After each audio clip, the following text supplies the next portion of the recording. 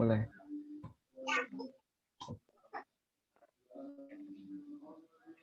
Halo teman-teman, kami dari kelompok 6 akan mempresentasikan apa yang sudah kami bahas dengan anggota kelompok Yusina Heni Yohana, NIM 026, Raditya Surya Atmaja, NIM 242, Titus Ari Dwi Kristianta dengan NIM 157, dan saya Yohana Lavela Kesta Octalia dengan NIM 225.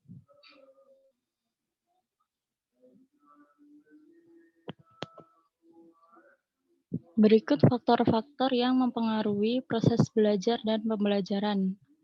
Yang pertama ada field dependent independent, bisa juga disebut FDI. Kedua ada deep and surface. Yang ketiga ada impulsive and reflective learning style.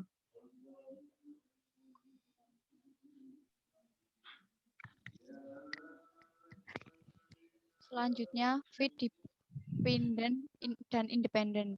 Fit dependent independent FDI umumnya dianggap mewakili perbedaan persepsi visual pembelajar atau pemahaman informasi karena efek medan menyeluruh atau konteks instruksional terkait dengan kompleksitas tugas pemecahan masalah dan materi pembelajaran.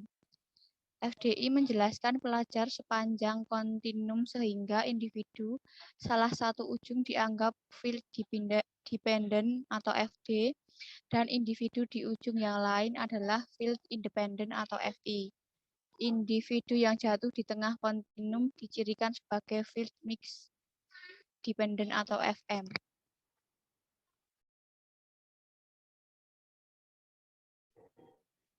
Ciri-ciri individu field independent dalam belajar. Yang pertama yaitu memfokuskan diri pada materi kurikulum secara rinci. Yang kedua, memfokuskan diri pada fakta dan prinsip. Yang ketiga, jarang melakukan interaksi dengan guru. Yang keempat, interaksi formal dengan guru yang hanya dilakukan untuk mengerjakan tugas dan cenderung memilih penghargaan secara individu.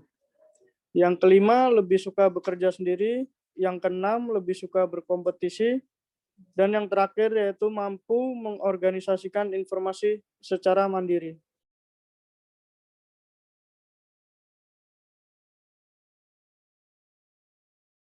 Ciri-ciri individu field independent dalam belajar. 1. Menerima konsep dan materi secara umum. 2. Agak sulit menghubungkan konsep dalam kurikulum dengan pengalaman sendiri atau pengetahuan awal yang telah mereka miliki. 3. Suka mencari bimbingan dan petunjuk guru. 4. Memerlukan hadiah atau penghargaan untuk memperkuat interaksi dengan guru. 5. Suka bekerja sama dengan orang lain dan menghargai pendapat serta perasaan orang lain. Yang keenam, lebih suka bekerja sama daripada bekerja sendiri. Dan yang terakhir, lebih menyukai organisasi materi yang disiapkan oleh guru.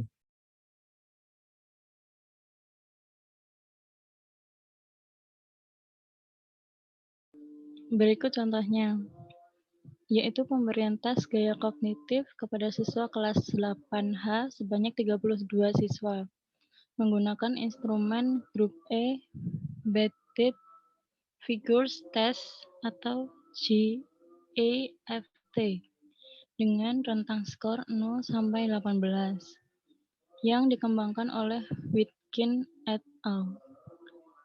Terdiri dari 25 item berupa gambar yang terbagi menjadi 3 bagian dengan kriteria yang dikemukakan oleh Norman et al.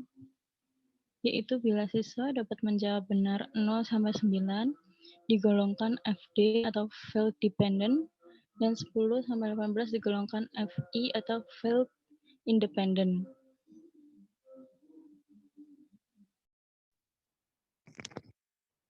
Selanjutnya, model pembelajaran deep learning.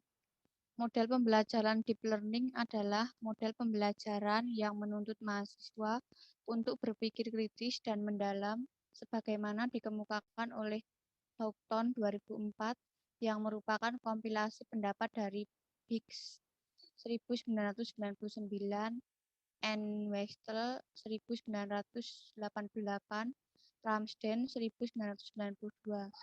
Dalam bukunya, Houghton menyatakan bahwa definisi deep learning adalah examining new thought and ideas critically and tying them into existing cognitive structure and making numerous links between ideas. Pandangan di atas sejalan dengan pendapat Feldman dalam Jensen 2008 bahwa deep learning requires use to follow multiple rules of operation to complete the text. Bahwa apabila mahasiswa ingin menyelesaikan tugas yang sesuai dengan aturan dan prosedur yang standar, maka sebaiknya menggunakan model pembelajaran deep learning. Jensen mengemukakan bahwa deep learning penting untuk menghubungkan microlearning yang satu ke microlearning lainnya untuk membuat paket yang rumit dan lengkap. Deep learning adalah langkah berpikir yang dinamis. Pandangan ini ditegaskan oleh Puja Soekarno dalam Suryana 2018 bahwa model pembelajaran deep learning bersifat dinamik, di mana keterkaitan antar pengetahuan digunakan sepenuhnya untuk menunjang pemahaman. Berdasarkan pendapat tersebut, deep learning adalah model pembelajaran yang berorientasi pada maksimalisasi berpikir mahasiswa, di mana mahasiswa akan mengeksplorasi kemampuan berpikirnya secara maksimal sesuai langkah dan tahapan pembelajaran dalam model deep learning.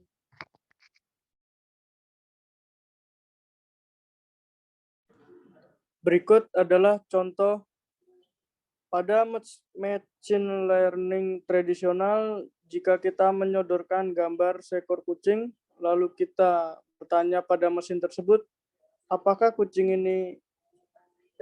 ini kucing atau bukan?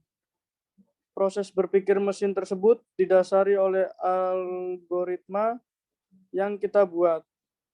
Contohnya, apakah objek memiliki 2 mata? Apakah objek memiliki 4 kaki? Apakah objek tersebut memiliki kumis panjang? Apakah objek tersebut memiliki bulu yang tebal? Jika sebagian besar atau semua jawabannya adalah iya, maka si mesin akan memutuskan bahwa itu adalah gambar kucing.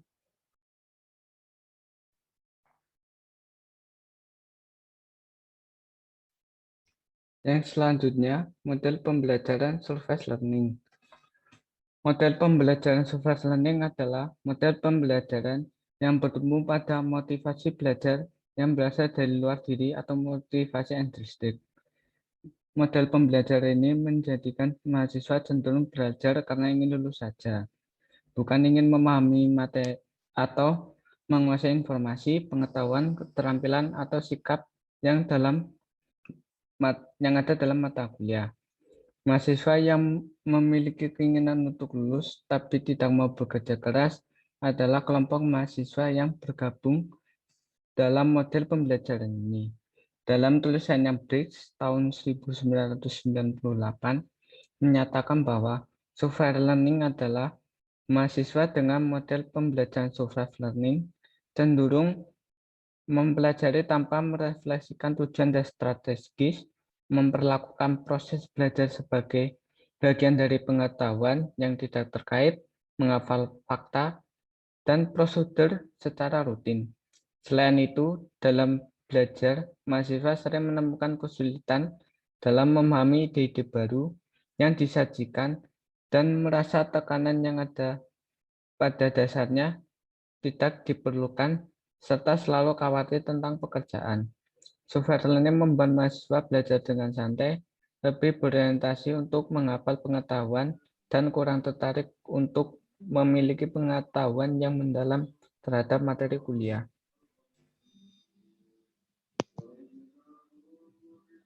Gaya dan metode pembelajaran tersebut memiliki pengaruh sebagai berikut.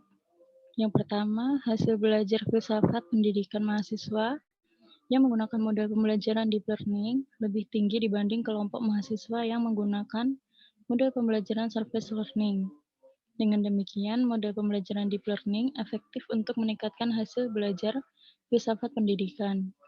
Yang kedua, untuk kelompok mahasiswa yang memiliki gaya berpikir divergen, Hasil belajar filsafat pendidikan adalah kelompok mahasiswa yang menggunakan model pembelajaran deep learning lebih tinggi dibandingkan kelompok mahasiswa yang menggunakan model pembelajaran surface learning. Dengan demikian, untuk meningkatkan hasil belajar pada mata kuliah filsafat pendidikan, bagi mahasiswa yang memiliki gaya berpikir divergen, lebih tepat menggunakan model pembelajaran deep learning. Yang ketiga, terdapat pengaruh interaksi antara model pembelajaran dan gaya berpikir terhadap hasil belajar filsafat pendidikan. Dengan demikian, hasil belajar filsafat pendidikan pada mahasiswa yang menggunakan model pembelajaran deep learning dan mempunyai gaya berpikir divergen berbeda dengan hasil belajar mahasiswa yang menggunakan model pembelajaran surface learning dan memiliki gaya berpikir konvergen.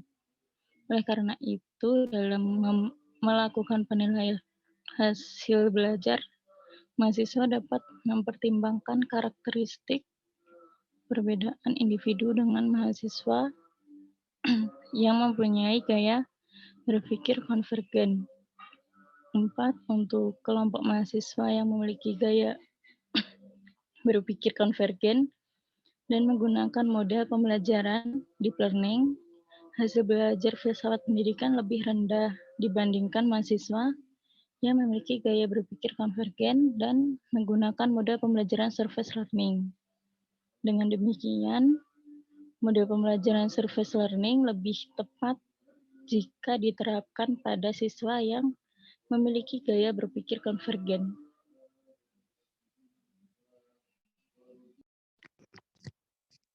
Contohnya yakni ketika mengerjakan UTS, demi mencapai nilai yang terbaik, rata-rata mahasiswa lebih sering menghafal materi yang akan keluar pada saat UTS tersebut. Konvergen dibutuhkan saat mengerjakan soal pilihan ganda, kuis, spelling test atau tes ejaan, dan ujian lainnya yang serupa atau jawabannya hanya terdiri dari salah atau benar. Mengerjakan soal-soal esai yang membutuhkan opini dan brainstorming.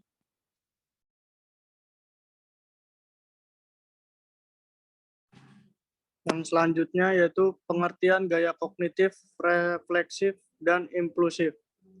Gaya kognitif refleksif dan impulsif merupakan gaya kognitif yang menunjukkan tempo atau kecepatan dalam berpikir. Maka ide berpikir kreatif yang dihasilkan oleh anak tergantung dari gaya kognitif yang dimilikinya. Prudence dan Bean, Reynolds dan Bean pada tahun 2007 mengatakan anak reflektif biasanya lama dalam merespon. Namun mempertimbangkan semua pilihan yang tersedia, mempunyai konsentrasi yang tinggi saat belajar, sedangkan anak impulsif kurang konsentrasi dalam kelas. Kagan dan Kogan Rahman pada tahun 2008 mengemukakan bahwa orang yang memiliki gaya kognitif reflektif sangat berhati-hati dalam respon sesuatu. Dia mempertimbangkan secara hati-hati dan memanfaatkan semua alternatif. Waktu yang digunakan juga relatif lama dalam merespon. Philip dan kawan-kawan pada tahun 1997 mendefinisikan anak impulsif adalah anak yang dengan cepat merespon suatu situasi, namun respon pertama yang diberikan yaitu sering salah. Kemudian Nasution pada tahun 2008 menjelaskan bahwa anak yang impulsif akan mengambil keputusan dengan cepat tanpa memikirkannya secara mendalam.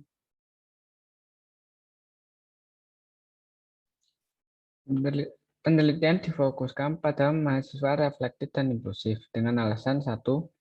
Proporsi kelompok siswa reflektif dan impulsif 73% lebih besar dibandingkan kelompok mahasiswa cepat dan cermat, serta siswa lambat dan tidak cermat 27% atau wali dalam tahun 2010. Yang kedua, berdasarkan observasi, pada proses pembelajaran ditemukan siswa yang cepat merespon pertanyaan yang diajukan guru dan kurang berpikir secara mendalam sehingga jawaban cenderung salah.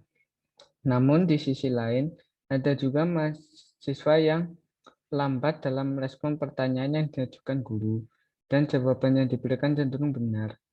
Pada hasil penelitian Firmansyah pada tahun 2011 disimpulkan bahwa siswa reflektif mampu menulis rumus fungsi dan menggambar bangun datar yang dapat dikatakan baru, sedangkan siswa impulsif tidak. Dan pada indikator kefasisan dan fleksibilitas, siswa impulsif dan siswa reflektif memenuhinya, menyarankan bahwa kemampuan berpikir kritis dan kreatif siswa SMP melalui pembelajaran berbasis masalah dengan strategi konflik kognitif.